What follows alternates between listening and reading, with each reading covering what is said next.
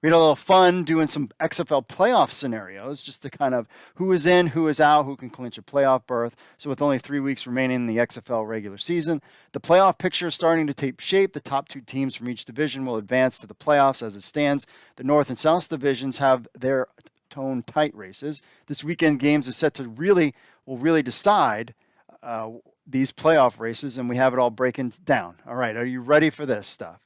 So the DC Defenders are 6-1. They currently hold the top spot in the North Division. And with 2 wins in the remaining 3 games, they will clinch first place. Simple.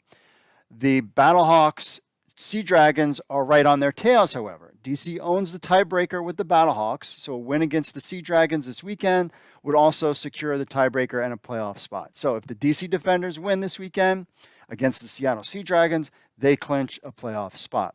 Battlehawks, on the other hand, they're in strong position. They're 5-2, just like the Sea Dragons. And really, both of these teams, Sea Dragons and Battlehawks, really come down to their matchup in Week 9. So we'll see how things play out this week. But really, I think that their Week 9 matchup is going to decide who is going to take second place in the division, especially if DC beats Seattle. But then if Seattle beats DC and St. Louis wins, you know what I mean? That whole thing. Vegas Vipers, they are out of contention. They are out because even if because of the Sea Dragons, Battlehawks facing each other in Week 9, that gives one of those 2 teams 6 wins, and it makes it impossible for the Vegas Vipers to make it. On the South Division, the Roughnecks currently lead the division, but they are sliding. They can still clinch a playoff berth, winning 2 of their last 3 games, so it's in their hands.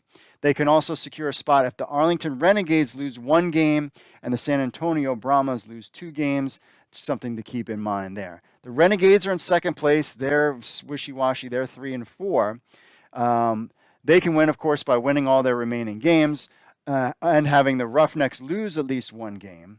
They can also advance if they win 2 games and the Brahmas lose at least 1 game. So they are kind of still in the mix. The Brahmas are still in the mix. They really basically need to win all out, and some losses between the Renegades and Roughnecks to make the playoffs. The best case scenario for them is just win it out.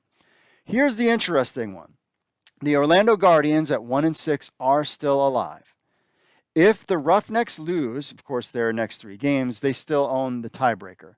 Orlando's battle is not with the Houston Roughnecks. So the Houston Roughnecks, there's nothing they can do about them. It's that second position.